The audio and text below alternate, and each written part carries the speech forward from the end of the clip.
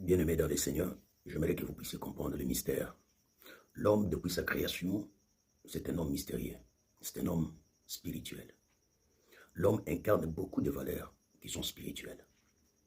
Vous savez que depuis que l'homme est venu sur la terre, il a oublié qui il est.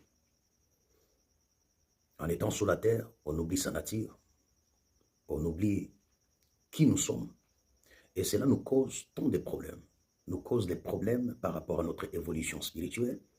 Il y a des histoires qui ne marchent pas dans notre vie physique, pas parce que nous avons essayé, pas parce que nous n'avons pas essayé, pas parce qu'il y a quelqu'un qui vous ensorcelle, mais c'est parce que vous avez oublié votre nature spirituelle. Quand un homme oublie sa nature spirituelle, il vit dans ce monde comme un homme perdu. Il ne faut jamais oublier que c'est le monde des esprits qui contrôle le monde physique. Cette connaissance, vous l'avez déjà. Mais c'est l'ignorance qui détient beaucoup de gens. Je vous donne des exemples. Aussi longtemps que vous êtes un homme spirituel, vous devez savoir que tout un chacun a été fait pour vivre un moment, pendant ces 24 heures, un moment. Vivre dans le monde physique et 8 heures du temps à laquelle il doit vivre dans le monde spirituel. Donc, Dieu a donné 16 heures du temps afin que l'homme découvre, développe le monde physique. Mais Dieu lui a donné 8 heures du temps. Ce sont des heures mystérieuses. 8 heures du temps pour que l'homme se concentre dans les divins, que son esprit quitte la nature humaine et que son esprit revienne dans sa nature spirituelle. Alors pendant ces 8 heures du temps, c'est un temps à laquelle l'homme est en train de se développer spirituellement. C'est un temps à laquelle l'homme se recharge spirituellement. Il est comme un téléphone, après l'avoir utilisé longtemps, il faut encore les connecter à l'énergie pour que ça puisse demeurer en train de fonctionner. L'homme ne peut pas vivre éternellement, ne peut pas vivre tant d'années sous la terre sans pour autant retourner à la source pour se recharger. C'est pourquoi, en tant qu'esprit envoyé dans ce monde, à chaque fois que nous dormons, à chaque fois que la nuit vient, vous devez savoir que c'est votre temps de se restaurer, c'est votre temps de se recharger, c'est votre temps de retourner en contact avec les divins, c'est votre temps de rentrer dans le monde des esprits pour se restaurer, pour se renouveler. C'est pourquoi vous allez voir la plupart des choses, même la croissance humaine, ça se passe la nuit. Pendant que l'homme dort, c'est alors que l'homme grandit. C'est pendant que l'homme dort que l'homme se développe. C'est pendant la nuit où le plante se développe. C'est pendant la nuit où la renaissance entre dans la vie de l'homme. Alors vous devez savoir que pendant que nous dormons la nuit, c'est un temps à laquelle l'homme retourne à sa source pour être développé. L'homme retourne à sa source pour être restauré. Alors, lorsque vous dormez la nuit, votre partie physique, elle cesse de fonctionner. Et vous devez savoir qu'à chaque fois que nous dormons, nous quittons le monde de la vie, de vivant, nous entrons dans le monde de la mort. Parce que le sommeil, c'est la mort. Le sommeil, c'est la mort. Vous devez apprendre ça. Lorsque vous dormez, vous êtes déjà mort spirituellement. Parce que le corps ne fonctionne pas, parce que le corps se détache avec vous, c'est l'esprit maintenant qui prend les relèves et l'esprit commence aussi à vivre dans l'autre monde. Alors, quand vous dormez et que votre partie esprit voyage, part, visite d'autres mondes, d'autres planètes, qui sont le planète ou soit le monde des esprits, les dimensions des esprits, elle va être rechargée là-bas. Elle va aller croiser d'autres esprits là-bas. Elle va aller rencontrer d'autres esprits là-bas, d'autres énergies là-bas. Alors, lorsque cet esprit revient dans votre corps le matin, vous devez savoir que quand elle vient avec une autre nature. Elle vient avec d'autres pouvoirs. Elle vient avec d'autres inspirations. Elle vient avec d'autres capacités. Alors, ces capacités-là, ce pouvoir-là, c'est ce qui va encore réanimer votre corps. C'est ce qui va encore vous permettre d'avancer. C'est ce qui va nourrir encore le corps physique. Alors, lorsque elle revient dans votre corps le matin, quand vous vous réveillez, vous n'êtes pas autorisé de se précipiter, de s'élever sur votre lit, brusquement. Il y a des gens qui se lèvent sur leur lit sans prier, sans méditer, sans remercier Dieu, sans faire rien. Et puis ils vont s'élever, ils vont aller se laver rapidement et ils vont quitter, ils vont partir. Il y a d'autres même qui se lavent pas le matin, ils se réveillent comme ça et puis ils vont partir.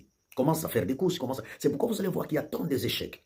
C'est pourquoi vous allez voir que vous rencontrez des obstacles dans votre vie. C'est pourquoi vous allez voir que vous avez, la nuit avant de dormir, vous avez planifié un bon projet peut-être avec quelqu'un, pour de l'argent, pour les affaires, pour le travail, c'est pas pour le business. Mais du coup, quand vous vous levez le matin et que vous rencontrez la personne, les choses changent.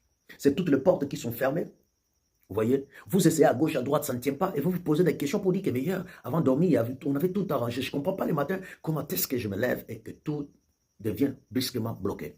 C'est parce que vous n'avez pas respecté votre procédure du sommeil. Quand vous vous levez le matin, mettez ça en tête. Quand vous vous levez le matin, Dieu vous fait grâce de se réveiller. La toute première des choses, vous devez prendre au moins 30 minutes dans le calme, 30 minutes sur votre lit, 30 minutes en train de raisonner sur ce que vous allez faire, en train de planifier maintenant votre journée, en esprit, dans votre tête, dans votre imagination. Vous ramenez tout ce que vous allez faire pendant la journée, vous les concentrez dans votre esprit. Lorsque vous finissez, vous prenez maintenant cela comme votre requête, vous les amenez auprès du Seigneur. Vous consacrez votre journée, que ce soit avant que le soleil se lève, avant que le soleil se lève, avant que vous ne puissiez voir le soleil. Vous consacrez cela. Vous parlez à Dieu. Vous présentez ces projets à Dieu. Vous présentez, quand vous êtes en train de présenter ces projets à Dieu, avec cette nouvelle énergie que vous avez acquérie le matin, avec cette puissance de restauration que vous avez eue pendant la nuit, ça va maintenant activer vos projets. Ça va activer ce que vous allez faire pendant la journée. Ça va alimenter votre chemin. Ça va éclairer votre voie. Et vous allez voir que c'est difficile que les échecs puissent vous arriver. Deuxième des choses, quand vous finissez à faire tout ça, vous vous levez maintenant. Que vous soyez femme, que vous soyez un homme, retenez une chose, on ne se réveille jamais sans étaler son lit. C'est une grande erreur. Parce que lorsque vous quittez votre lit, vous devez savoir que l'esprit de l'homme et l'âme qui est dans vous, elle a toujours un retard de s'adapter à votre mouvement, surtout quand vous venez de vous réveiller. Vous devez maintenant, lorsque vous quittez votre lit, de prendre vos draps. S'il faut changer vos draps, vous enlevez vos draps et vous changez avec d'autres draps. Si vos draps sont propres, vous allez maintenant étaler de nouveau votre lit. Vous ne pouvez pas laisser votre lit de la manière dont vous vous êtes couché. Et vous vous réveillez, vous vous lavez, vous partez. C'est une malédiction. C'est une malédiction. Ce sont des blocages. Vous devez étaler votre lit. Lorsque vous finissez à étaler votre lit, vous laissez vos couvertures propres, vous laissez votre lit propre. Cela veut dire quoi? L'âme d'une personne, lorsqu'elle est couchée, vous vous couchez sur un endroit. Vous devez savoir que lorsque vous vous réveillez, vous quittez, vous partez, sans arranger l'endroit. Il y a une partie de vous qui reste là-bas. Donc l'énergie que vous avez acquérie pendant la nuit, elle sera partagée en deux. Une partie va aller avec vous et une partie va rester en attente là où vous êtes. Alors lorsque vous arrangez l'endroit, automatiquement vous permettez à cet esprit, à une partie de vous, à votre âme, de quitter l'endroit à laquelle elle a été reposée pendant la nuit, de se reconnecter à vous. Vous allez vous reconnecter à vous. Cette énergie, toute cette énergie dans sa totalité va se reconnecter à vous. Maintenant, lorsque elle va vous reconnecter en vous, lorsque vous allez quitter votre maison, vous allez quitter tout en étant entière. Il y a les gens qui quittent leur maison, mais une partie d'eux reste dans la maison. Il y a les gens qui se lèvent le matin. Ils ne se lèvent pas en totalité. Il y a une partie d'eux qui reste encore dans leur maison. C'est pourquoi lorsque vous partez, vous allez sentir que vous avez des fatigues. Vous allez sentir que votre journée est trop... ça pèse. Votre journée n'est pas légère. Vous sentez comme si votre cœur n'est pas à l'aise. Vous sentez comme si vous êtes absent dans votre corps. Pourquoi? Parce que vous avez laissé une grande partie de votre énergie sur votre lit. C'est pourquoi étaler les lits, ce n'est pas d'abord quelque chose de propriété. Non, non, non, non. D'abord, c'est spirituel. Vous devez apprendre ça, c'est spirituel. L'endroit où vous vous couchez, c'est un endroit prophétique. L'endroit où vous passez votre nuit, c'est un endroit prophétique. C'est pourquoi vous ne pouvez pas laisser n'importe qui monter sur votre lit. Vous ne pouvez pas permettre à n'importe qui, sans pour autant connaître son état d'âme, de rester sur votre lit. Vous avez des amis qui viennent vous rendre visite, ne les permettez pas de s'asseoir sur votre lit. Cherchez des chaises, mettez là-bas, ne permettez jamais n'importe qui monter sur votre lit. N'amenez pas n'importe qui sur votre lit, car votre lit, c'est une porte vers un autre monde. C'est une porte vers le monde des esprits. Quelqu'un qui vous veut du mal, il peut vous détruire en utilisant seulement l'endroit où vous passez nuit. Une personne peut voler votre étoile juste parce qu'il a eu l'accès de s'asseoir, de monter sur votre lit. Faites attention avec les lits. Les lits, c'est un endroit mystérieux. Écoutez-moi très bien. Jésus arrive à Siloé. Il trouve un homme de 38 ans qui a passé presque 38 ans à Siloé, très malade. Il n'arrivait même pas à bouger. La Bible déclare que lorsque cet homme était là-bas, il attendait le mouvement de l'agitation de l'eau par l'ange de l'Éternel, afin que celui qui va se jeter en premier, qui reçoive la guérison. Mais cet homme n'avait pas une personne qui pouvait l'aider à se jeter dans l'eau. La Bible déclare, lorsqu'il a croisé Jésus, Jésus l'a guéri instantanément. Qu'est-ce que Jésus lui a dit? Il lui a dit, prends ton lit et va. Pourquoi Jésus lui a demandé de prendre son lit? Il y a plusieurs interprétations par rapport à ça.